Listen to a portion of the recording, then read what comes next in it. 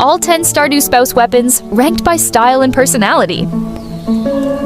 Stardew Valley has a huge range of weapons for players to use as they slice through monsters in the mines or defend themselves in a rush to the bottom of the Skull Caverns. Clubs, daggers, swords, and slingshots can all be equipped with different buffs and powers. As of Update 1.6, players now have an even larger selection to pick from, including a set of weapons from almost every marriage-eligible character in Pelican Town. Before 1.6 came out, these weapons were in the code of Stardew Valley, but were unavailable anywhere for players to unlock. At the Desert Festival, which now takes place over the course of a few days in spring, villagers from Pelican Town will set up shop to sell special items.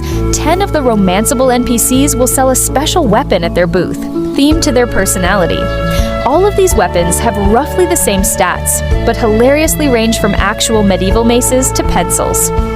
Emily and Shane are the only 2 NPCs to not offer a weapon, which is truly a missed opportunity for Shane to sell some sort of chicken-themed sword.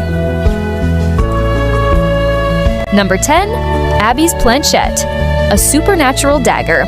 While very fitting to her personality, the planchette doesn't seem like the best weapon to bring down to the mines or skull caverns. Used to summon spirits with a Ouija board, the planchette is the tool that spells out what a ghost wants to say, which makes it a strange item to use against the many ghosts and undead that roam the levels below ground.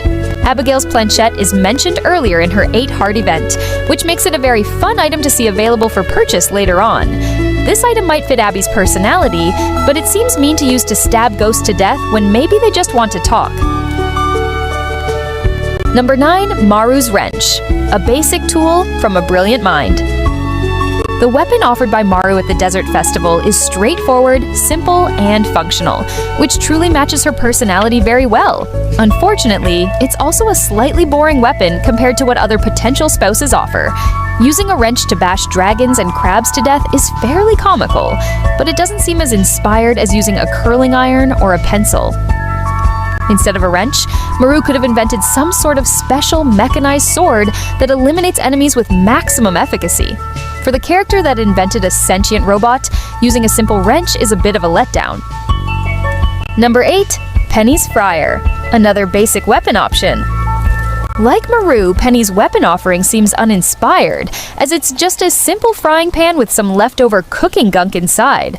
While it does invoke Rapunzel's weapon of choice from Tangled, the weapon doesn't give an insight into the core of Penny's personality. That may be because Penny is one of the romanceable characters without a strong core trait beyond being nice, which isn't a bad thing, but may have led to her having a less than exciting weapon. Number 7, Alex's bat take the game to the mines. Like most of his events and conversations, Alex's weapon is related to sports. At his Desert Festival booth, Alex offers a baseball bat that's said to be dented by his famous Grand Slam. The Grand Slam isn't mentioned anywhere else in Stardew Valley, but one can presume it's a special move Alex uses to secure victory. As a weapon, a bat is very fun to take into the mines and bap enemies with. Its simple nature makes it funny to use against supernatural monsters like mummies and dragons, which brings it up in the ranking towards the middle of the pack. Number 6, Sam's old guitar make music while slaying monsters. Like Alex, Sam's weapon is tied to his favorite hobby, specifically his love of music. Rather than a sturdy baseball bat, Sam sells an old acoustic guitar for players to smack monsters with. This is objectively a funny item to use to kill enemies with, especially when one considers the noises the guitar would make upon impact with a slime or cave fly. What makes Sam's old guitar a good weapon is just how impractical it is. Realistically, an old wooden guitar would shatter after a few hits, so Sam selling it for continued use is both boneheaded and completely in character for him. Number 5, Harveys Mallet medical malpractice? Maybe? Fit for his medical background, Harvey sells a doctor's mallet as his weapon at the Desert Festival. Normally, mallets are used by doctors in routine checkups to test reflexes, like by gently tapping the knee to make someone kick. Abnormally, Harvey's mallet is a gigantic monster of a weapon fit for obliterating enemies in the mines. The mild-mannered doctor bringing out a mallet the size of Thor's hammer for poor old George's checkups is such a funny image, and the comical size of Harvey's mallet compared to what doctors actually use makes this one of the better spouse weapons. Number 4, Elliots Pencil. The pencil is just as mighty as the sword. Elliott's weapon speaks to the core of his personality, his passion for writing.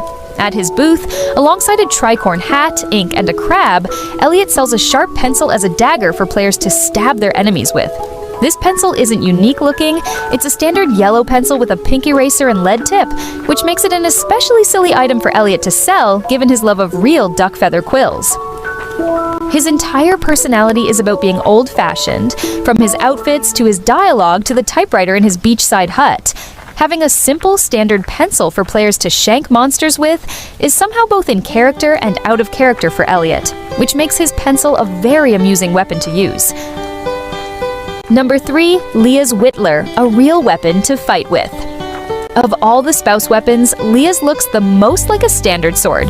Described as a tool for shaping her wood carvings, Leah sells a whittler, a type of curved knife commonly used in the hobby. Leah's weapon is, of all the spouse weapons, the best suited for actually slaying monsters in the mines. While its stats are the same as the other spouse's weapons in the sword category, Leah's whittler is the one someone heading underground would actually choose for slashing through their enemies. Number 2, Haley's iron good style can be deadly. The most in character of all the spouse weapons may very well be Haley's iron, a curling iron that's described in-game as being hot and still smelling like Haley's hair. While probably not very well suited for swinging at monsters, this curling iron is so incredibly in character for Haley to sell, and the idea of a still hot iron as a weapon is delightful. And last, number 1, Seb's Lost Mace medieval weaponry from out of nowhere.